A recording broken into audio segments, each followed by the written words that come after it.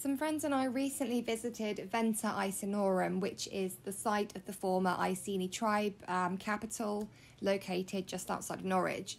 This is a beautiful part of the world, but like most of our countryside, it's blighted by the humans that occupy it and constant reminders of their cruelty and ignorance. No doubt the average, profoundly indoctrinated person would see the sheep of Fairstead farm meets and Graziers located on the site and think how lovely it is to see them roaming around.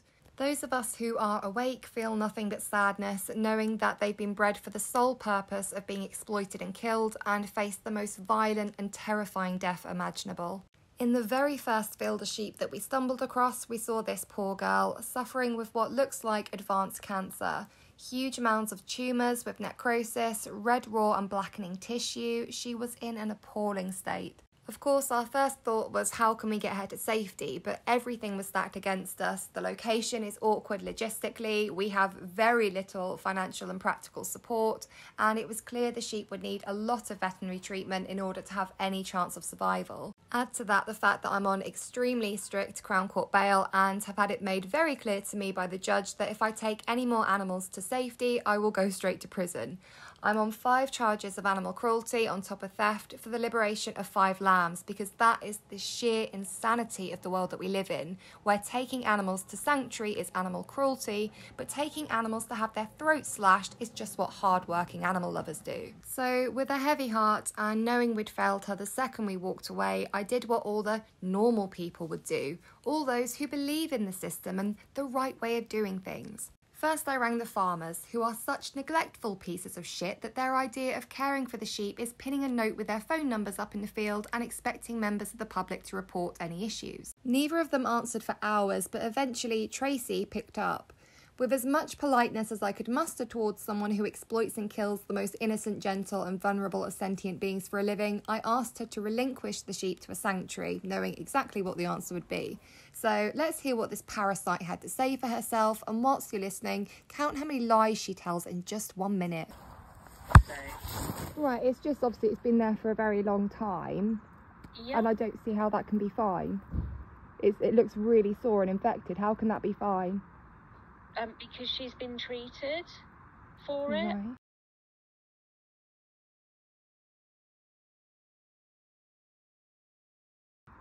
Right, okay. I was just wondering if you'd be willing to relinquish her to a sanctuary, because you can't obviously send her to slaughter like that.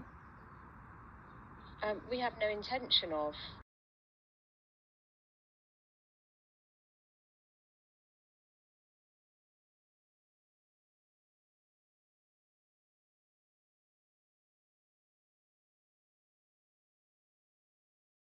She is absolutely fine.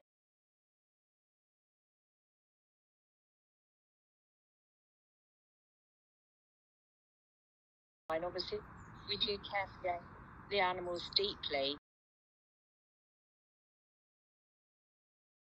And if she's in you care for them distress deeply, or do you? anything, Is that why you send them Pardon? to slaughter? Is that what you do to those that you care about, send them to slaughter? Who am I speaking to? To someone who's concerned about your sheep. Right, can I take your name? No, you don't need my name. I want to know what you're going to do about that sheep. All right, are you the young lady that stands outside the Norwich livestock market as No, well? you don't need to know who I am or where I stand. You need to know that you're abusing that animal.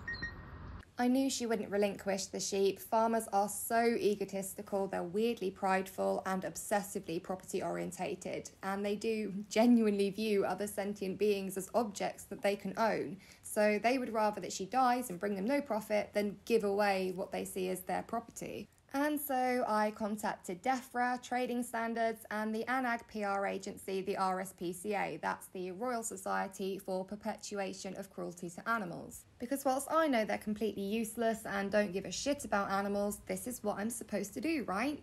Call up the organisations that are here to ensure that the exploitation and murder of animals is done humanely. Because again, in this upside down world that we live in, abuse and murder can apparently be done with kindness and benevolence, which of course is what humane means. And naturally, these institutions failed in their duty. They can't tell me what's been done to help the sheep, but being as familiar with the system as I am, I'm certain that she didn't get her happy ever after, and data protection is the perfect way for these bureaucrats to get away with doing fuck all to help her. The very same system that seeks to criminalise me for helping animals shirks its own lawful obligation to protect them. There is no transparency or accountability whatsoever.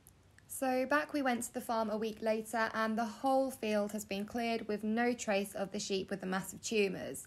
I believe they've been moved to avoid a liberation attempt or attention from the authorities, or perhaps they've simply been chopped to pieces to feed the selfish desires of those who'll never even give them a second thought. Whilst abattoirs are supposed to refuse animals that are sick or diseased, I'm not sure what regulations are in place to be arrogantly flouted by farmers who murder their victims on site.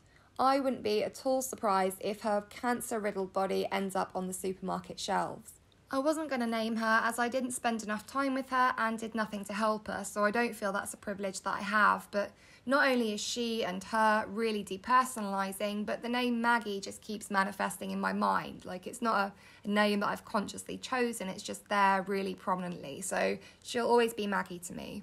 And I'll never forget Maggie, and I will never not feel guilty for not helping her, but I know those who are really to blame for her short, miserable life are the psychopathic farmers who treat these animals like nothing but commodities, all those who pay them to do so, and those who make it impossible for people like me to help these animals, acting like we're the bad guys for doing so. If you think this is a one-off occurrence, you are kidding yourself. Bar one small holding with a handful of Jersey cows, I have never been to a farm and not seen sickly, diseased, injured, deformed and or dying dead animals. Farming is a business, and to anyone who's had the honour of caring for an animal, it will be patently obvious that there's no financially viable way of running that business whilst meeting all the animals' needs and giving them a good quality of life.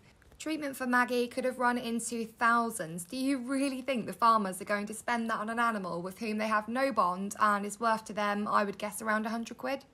The business model, very simply, is to fatten the animals up and get them to slaughter weight as quickly as possible, and it's far more profitable to let the sickly ones die and be marked as waste than spend a fortune diagnosing and treating them. But even if animals are treated like royalty, we have no right to commodify and take from them in the first place. There is no right way to do the wrong thing, and that's why we should all be vegan as a really obvious moral baseline. This tragic story serves as a reminder that I certainly didn't need to never, ever, ever trust the system or any agent of the state, and that those of us engaging in civil resistance and direct action to defend animals are on the right side of history. I will always believe in open rescue, and I will not be deterred from doing for animals what I would want done for me if in their position. Clearly, contacting the authorities did nothing for Maggie.